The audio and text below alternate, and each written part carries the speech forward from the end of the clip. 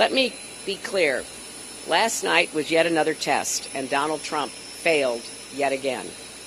We saw more evidence that he is temperamentally unfit and totally unqualified to be commander-in-chief. He trash-talked American generals, saying they've been, quote, reduced to rubble. He suggested he would fire them and replace them with his hand-picked generals. He attacked dozens of former flag officers by saying that, quote, we've been losing for us for a long time.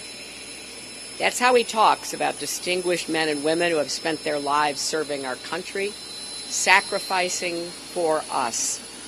That's how he would act as commander-in-chief. Meanwhile, bizarrely, once again, he praised Russia's strongman, Vladimir Putin, even taking the astonishing step of suggesting that he prefers the Russian president to our American president. Now, that is not just unpatriotic and insulting to the people of our country as well as to our commander-in-chief. It is scary because it suggests he will let Putin do whatever Putin wants to do and then make excuses for him. I was just thinking about all of the presidents that would just be looking at one another in total astonishment. What would Ronald Reagan say about a Republican nominee who attacks America's generals and heaps praise on Russia's president? I think we know the answer. And when asked how he would stop the spread of global terrorism, Trump's answer was simply, take the oil.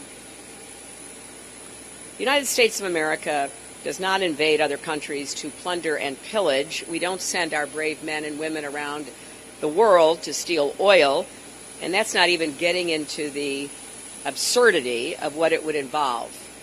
Massive infrastructure, large numbers of troops, many years on the ground. Of course, Trump hasn't thought through any of that. Every Republican holding or seeking office in this country should be asked if they agree with Donald Trump about these statements. Now, one thing you didn't hear from Trump last night is any plan to take on ISIS, one of the biggest threats facing our country. He says his plan is still a secret, but the truth is he simply doesn't have one. And that's not only dangerous, it should be disqualifying. So I have a very different vision for how we keep our country safe and strong. I respect the men and women who put their lives on the line to serve America. I will work with our allies to defeat ISIS, and I will hold true to our country's most cherished values.